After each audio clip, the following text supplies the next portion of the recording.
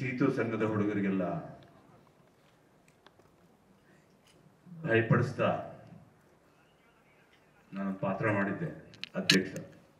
Super hit ಆಯ್ತು. ಇದರಲ್ಲಿ ಅದೇ ಪಾತ್ರನ ಚಿಕ್ಕಣ್ಣವ್ರ ಜೊತೆ ಮಾಡಿದ್ದೀನಿ. ಡೆಫಿನೆಟ್ ಆಗಿ ಸೂಪರ್ ಹಿಟ್ ಆಗೋ ನಂಬಿಕೆ ನನಗಿದೆ. ಯಾಕಂದ್ರೆ ಈ ಚಿತ್ರದ ಡೈರೆಕ್ಟರ್ ಅನಿಲ್ ಅವರೆಲ್ಲರ ಜೊತೆ ನಡ್ಕೊಳ್ತಿದ್ದ ರೀತಿ, ಅವರ ಕಾರ್ಯವೈಖರಿ, ಚಿಕ್ಕಣ್ಣ ನಾಯಕನಾಗಿರೋ ಕಮರ್ಷಿಯಲ್ ಚಿತ್ರ, ಅವರಲ್ಲಿರೋ ಸಭ್ಯತೆ, ಅವರಿಗೆ ಏನು ನಾನು ಡ್ಯಾನ್ಸ್ ಬರಲ್ಲ ಅಂದ್ಕೊಂಡು ರಾತ್ರಿ ಎಲ್ಲ ಕುಂದು ಪ್ರಾಕ್ಟೀಸ್ ಮಾಡಿ ಅಷ್ಟು ನಾನು ಚೆನ್ನಾಗಿ ಕಾಣಿಸ್ಬೇಕು ಅನ್ನೋ ದೃಢ ನಂಬಿಕೆಯಿಂದ ನಾಯಕ ನಟನಾಗಿ ಈ ಚಿತ್ರವನ್ನು ಅಭಿನಯಿಸಿದ್ದಾರೆ. ಹಾಗೂ ರವಿಶಂಕರ್ ಅವರು ಮತ್ತೆ ಅದೇ ಗತ್ತಿನಿಂದ ನಿಮ್ಮ ಮುಂದೆ ಬರ್ತಾ ಇದ್ದಾರೆ.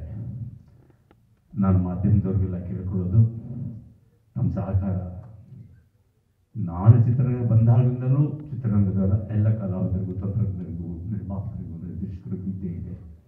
ಈ ಸಿನಿಮಾದ ಮೇಲೂ ನಿಮ್ಗೆ ಇದ್ದೇ ಇರುತ್ತೆ ಅನ್ನೋ ನನ್ನ ಅಚಲ ನಂಬಿಕೆ ನನಗಿದೆ. ಹಾಗೆ ಈ ಚಿತ್ರ ಯಶಸ್ವಿ ಆಗಬೇಕು. ಯಾಕಂದರೆ ಉಮಾಪತಿಯವರು ಒಬ್ಬ ಒಳ್ಳೆ ನಿರ್ಮಾಪಕರು ಹಾಗೂ ಎಲ್ಲರನ್ನು ಪ್ರೀತಿಯಿಂದ ನೋಡ್ಕೊಳ್ಳೋಂಥವರು. ಒಂದು ಚಿತ್ರ ಯಶಸ್ವಿ ಆದರೆ ತಂತ್ರಜ್ಞರಿಗೆ ಹೆಸರು ಬರುತ್ತೆ, ಕಲಾವಿದರಿಗೆ ಹೆಸರು ಬರುತ್ತೆ, ಅವರು ಮುಂದುವರಿತಾರೆ.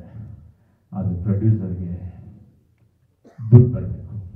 ಈ ಚಿತ್ರ ಯಶಸ್ವಿಯಾಗಿ ಅವರು ಜೇಬ್ ತುಂಬಿ, ಬ್ರೀಫ್ ಕೇಸ್ ತುಂಬಿ, ಸೂಟ್ ಕೇಸ್ ತುಂಬುವಷ್ಟು ಹಣ ಅವರು ಬರಲಿ ಅಂತ ನಿರ್ಮಾಪಕರಿದ್ದಾಗ ನಮ್ಮ ಚಿತ್ರರಂಗ ಮುಂದುವರಿಯುವುದು, ಚಿತ್ರರಂಗದ ಹಲವಾರು ಜನ, ಹಲವಾರು ಸಂಸಾರಗಳು ಸಂತೋಷದಿಂದ ಬದುಕೋದು, ಆ ಚಿತ್ರಕ್ಕೆ ಯಶಸ್ವಿ ಆಗಲಿ ಅಂತ ಹೇಳಿ ಆ ಭಗವಂತನಲ್ಲಿ ಬೇಡ್ತಾ, ನಿಮ್ಮೆಲ್ಲರ ಆಶೀರ್ವಾದ ಅವ್ರ ಮೇಲೆ ಇದೆ ಅಂತ ಹೇಳಿ ನನ್ನ 2 ಮಾತು ಮುಗಿಸ್ತೀನಿ. All the best.